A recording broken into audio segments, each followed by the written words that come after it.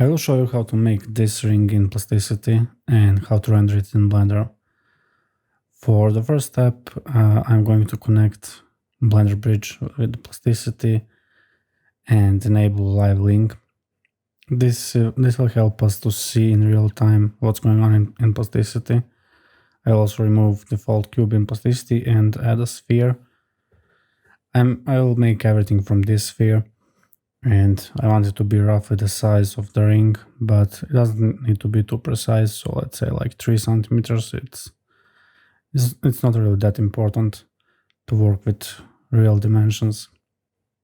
Okay, so I will switch to the front view with numpad 1, and I will go ahead and add cylinder in the middle, in the center, and I will make just a slightly smaller than our sphere, so I can later perform Boolean operation on the sphere and make something that looks more like a ring. Okay, so I'll just deselect these select target bodies because I don't want to perform Boolean operation on the sphere just yet. I'll also scale the cylinder and position it somewhere in the middle, just like that. Now I will select the sphere and hit Q on the keyboard and left click on the cylinder and confirm. So yeah, now we have something that looks more like a ring, but we will keep adding details on it, of course. As you can see here in the right view, I have that nice arc on the top. That's exactly what I need. I'll just go ahead and add a little bevel like this, like fillet, just so it doesn't look so wide. Okay, I'm pretty much happy with this. So maybe we can see how it looks in Blender. Yeah, it's starting to look like a ring. It's nothing spectacular, of course. So let's keep adding details. So I will go ahead and select center circle, and I'll make a circle that's just slightly bigger than our ring, that has just slightly bigger diameter, 7 on a numpad for a top view, and I will center it with our ring. Now with this circle selected, I will hit P on the keyboard, which will open the pipe menu so I can adjust the thickness. I will use this pipe to perform Boolean operation on our ring, because I want to kinda make some ridge in the middle of the ring where I will position diamonds later. Okay, so I'm pretty happy with the thickness of this pipe. I'll just increase the size slightly like this. Okay, this is looking nice. I will select the circle and remove it with X. Now let's select ring and hit Q, select pipe, hit enter, and this is what we got. I think this is a nice looking ridge. I love how geometry is looking perfect in CAD software. And this is how it looks in Blender. It doesn't look like much. I will just make a little material that looks like silver. Yeah, doesn't look like much, but we'll keep adding details. And just to show you, I have my AGT array that I'm using for rings usually. We'll see how it works later. Okay, let's keep adding details. I think that I should make this ridge slightly wider. I'm not sure. Let's try. Not that much, just maybe like this. Okay, before, after. Yeah, that's what I need. I like it. Okay, so next we are going to select these edges and add this nice bevel I just wish that you can add bevels in Blender so easily. And oops, sorry. I'll select these edges on the outside of the ring and add a little chamfer. Something like this. Yeah, that's looking pretty nice. I might keep it. Let's try with it. And now I will select these two edges and add one more bevel. Just like that. Okay, looking pretty good. Let's add more bevels in the inner edges like that. Yeah, now we are having something.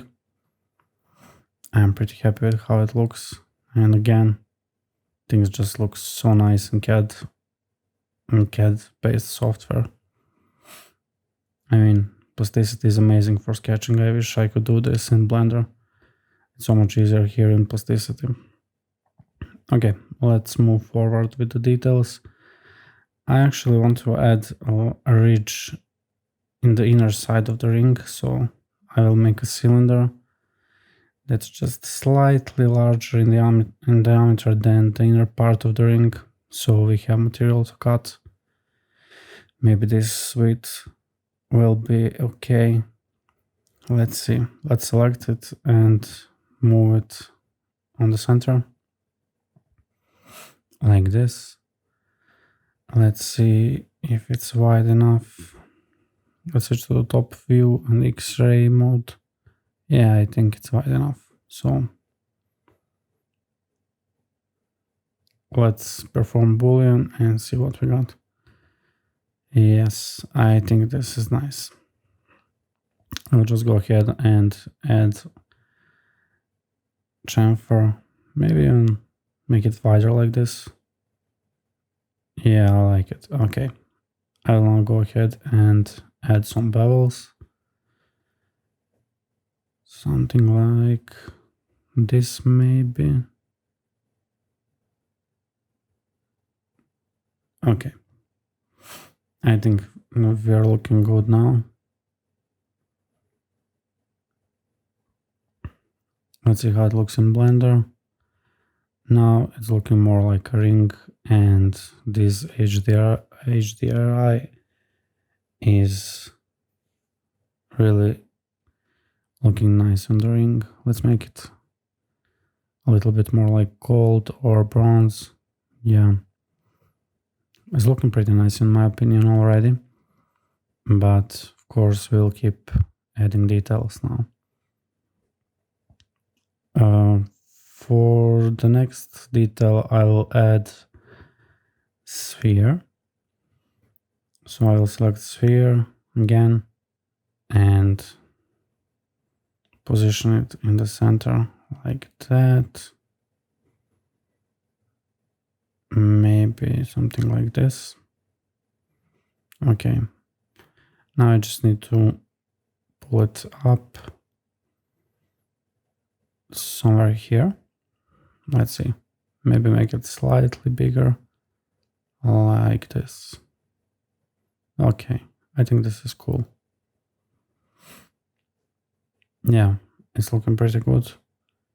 You may notice that it's actually coming to the other side, it's clipping with the ring, but don't worry, once we merge it with the ring, I'll actually get rid of the excess part on the inner side of the ring.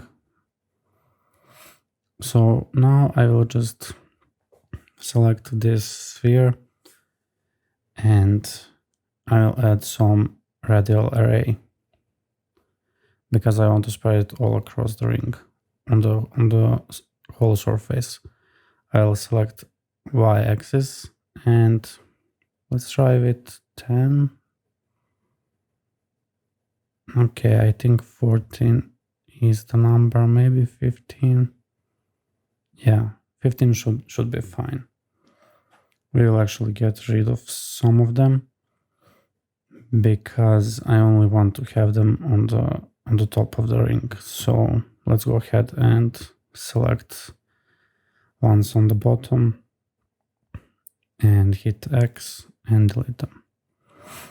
I'm pretty happy with how this looks now. Let's select all of them and ring and hit Q for Boolean and again Q for union, like that, hit enter. And yeah, now all parts are merged together. I will just delete the inner parts because we don't need them. Hit X. That's pretty much it. Yeah. Now I will need to apply bevel on these details. So I'll just select these edges like that. There must be a way to do this faster, but this is how I'm doing it manually. If someone knows how to do it, please let me know down in the comments. Okay, this is getting pretty laggy, but let's see. I think this is pretty much it. This is what I wanted. Yeah, I'm pretty happy with this. So I think that we can move forward. And it also looks nice in Blender. You can see we are getting somewhere. Yeah, pretty nice. Okay. Let's now add cylinder in the center. Something like this. This cylinder will be for Boolean cutting. And we'll need to make a hole for diamonds. So I'll move it all the way up. And let's switch to the front view and see how deep it should go. Something like this, probably.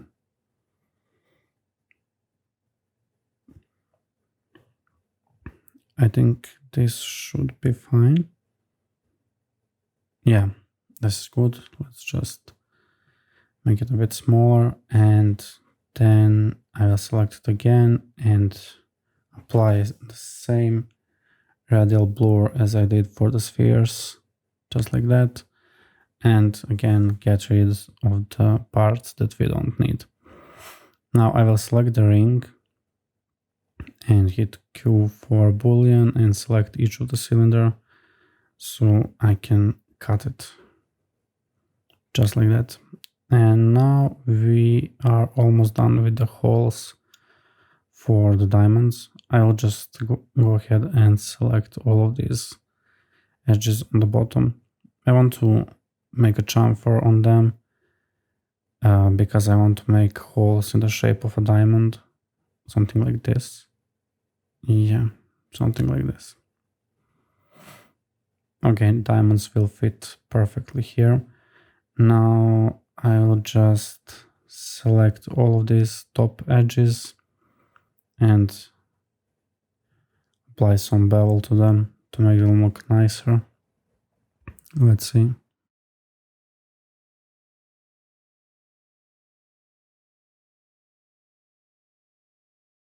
This should be fine. Something like this. Okay, cool. I think this is pretty much it for our ring. Let's see how it looks in rendered view in Blender. I think it came up looking pretty nice. We'll of course fix lighting a little bit later and add diamonds, of course. But overall, I think we did pretty good job in Plasticity. I know that the geometry here is not perfect, coming straight from Plasticity, but who really cares? It looks nice. I don't really care about topology. For me, it's just important that this looks nice. And I'm not going to make diamonds. I will just download what's already available out there. There is no need to make diamond from scratch. There are pretty good options out there already. I think this one will work just fine. Let's scale it down a bit just to make it perfect match. Yeah, this is already starting to look nice. Cool. It actually looks like a ring. Hotel. Yeah, I'm pretty happy with it. It looks like a piece of jewelry. Very nice. Okay, I will right click on it, go to parent, clear parent and keep transform, because I want to delete this empty that diamond was parented to. Shift S cursor to 3D cursor to world and set origin to 3D cursor. Now I can go and hit Shift D to duplicate it and hit R to rotate it. And place it somewhere here. Let's see. Yeah, it's centered.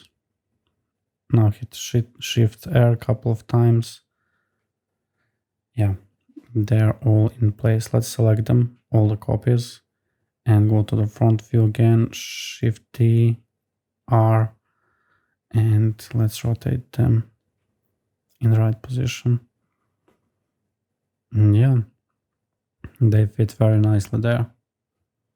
So it's time for rendering. I will go ahead and change glare effect to bloom. I just want to have some dreamy kind of vibe here with a little bit of bloom. Maybe something like this, but we might adjust it later. Yeah, there's a bit of bloom. I'm pretty much happy with it. I really want to have that dreamy kind of vibe. Yeah, this is starting to look pretty nice.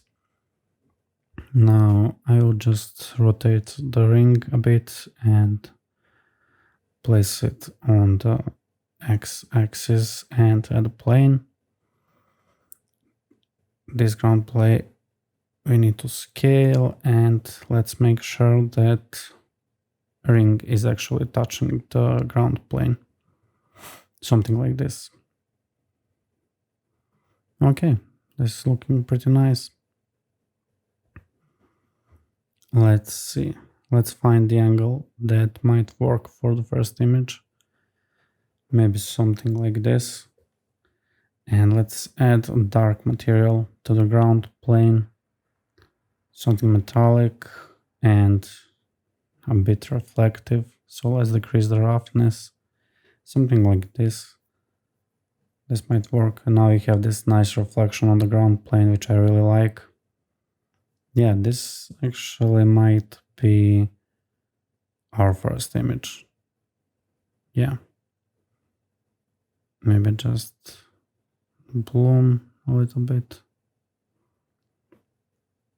I will go ahead and add additional light, area light, and in object constraints, I will add drag to constraint and pick the ring. So whenever I move the light, it's always pointed in the right direction. Let's choose disk for the shape and decrease the size. So now bloom effect really comes to life, you can see. And now we have some dreamy kind of look to our render.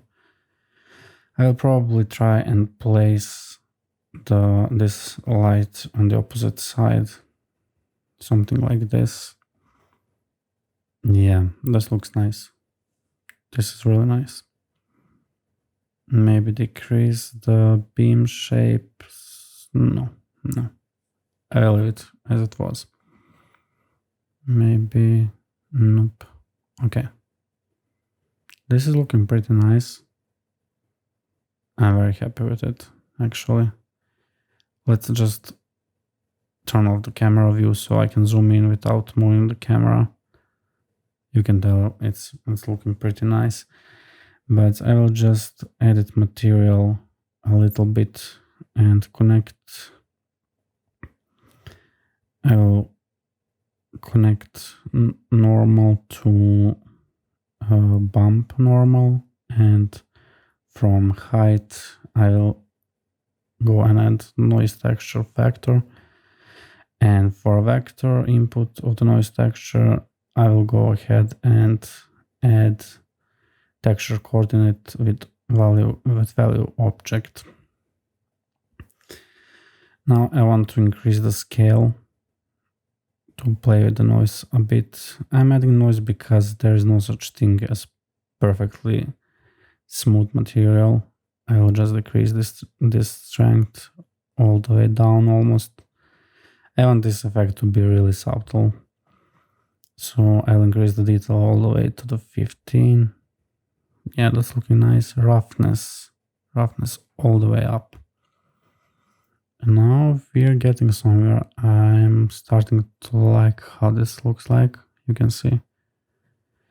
Let's hit Control P and render just this part of the image. Yeah, it's looking pretty nice. I will just decrease the strength a little bit more. Again, I want this to be really subtle. It maybe won't be even visible in some cases, but I just want to know that it's there, that it's not perfectly smooth material. And yeah, this looks pretty nice. I will just change view transform to HGX instead of filmic, and yeah, this is looking nice. Let's try with the next image. I will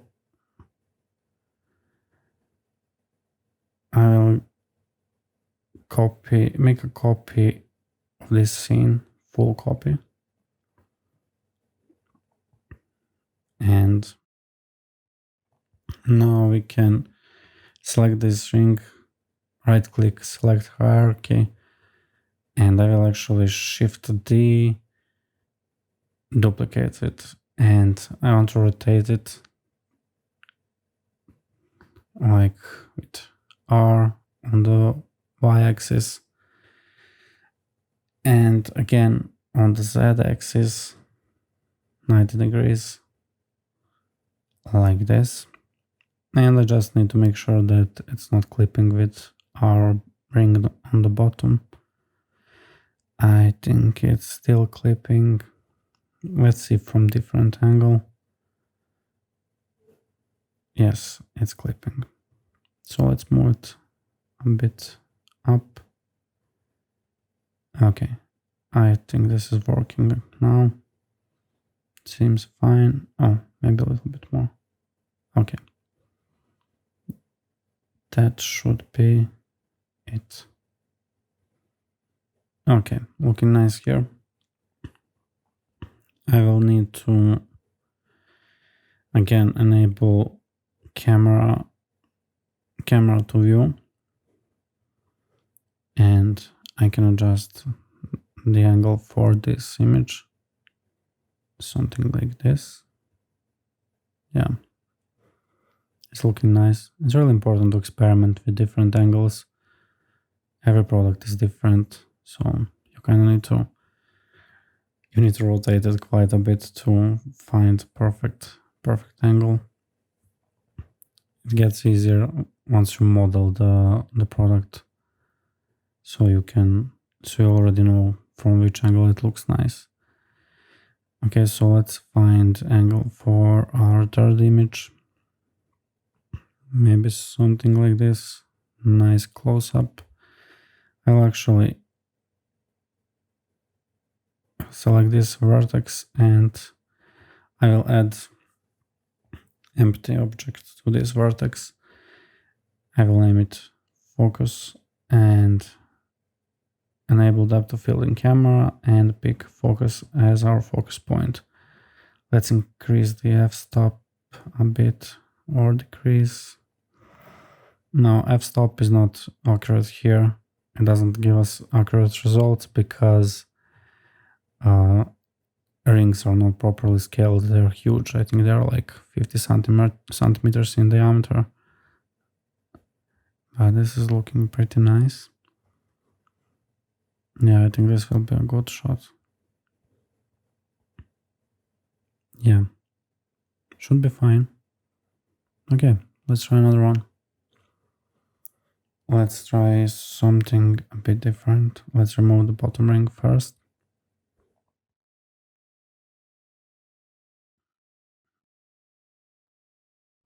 And let's see what we can do with our next angle. This is looking nice. I like the shadow on the bottom. Yeah, it's looking pretty nice. Maybe something like this. Again, I don't know what I'm doing actually. I never do.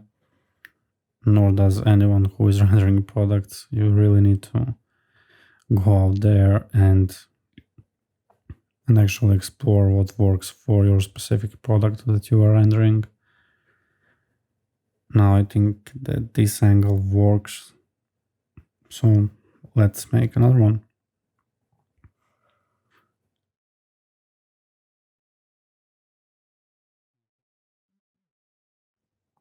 Okay, let's try with maybe front view like this. Okay, background is really blown. Maybe something like this. Let's see. I will just go and extrude this edge on the z-axis so we have our background. Maybe something like this, not too high. Okay, this is good. Apply the scale and I will add bevel modifier just so we can have smooth transition in our backdrop, in our background. Okay, this is starting to work very well.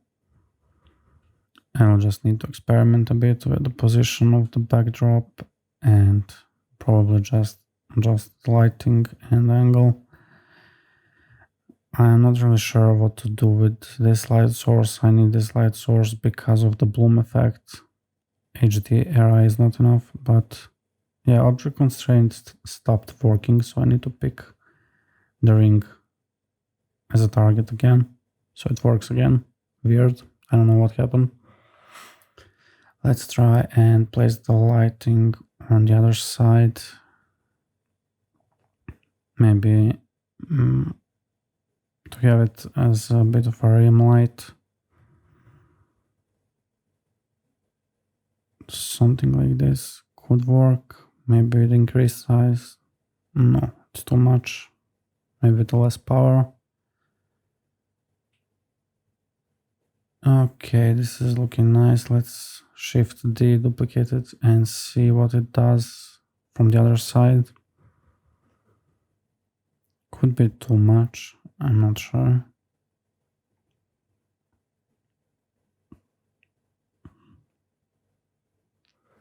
Yeah, I think it's looking fine. I'll probably try with different focal length, with a wider angle. Let's find that perfect angle for this shot.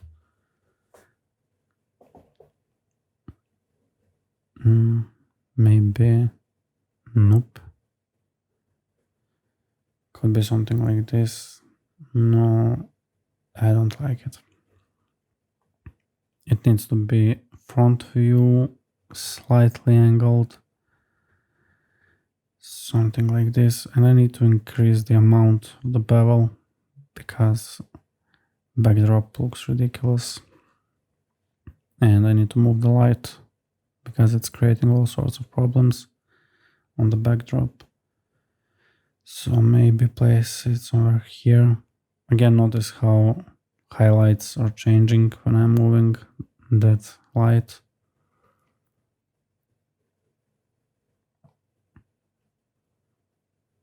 This is looking pretty nice. I will just rotate the backdrop a bit. Yeah. I mean, with the jewelry, everything is so sensitive to light.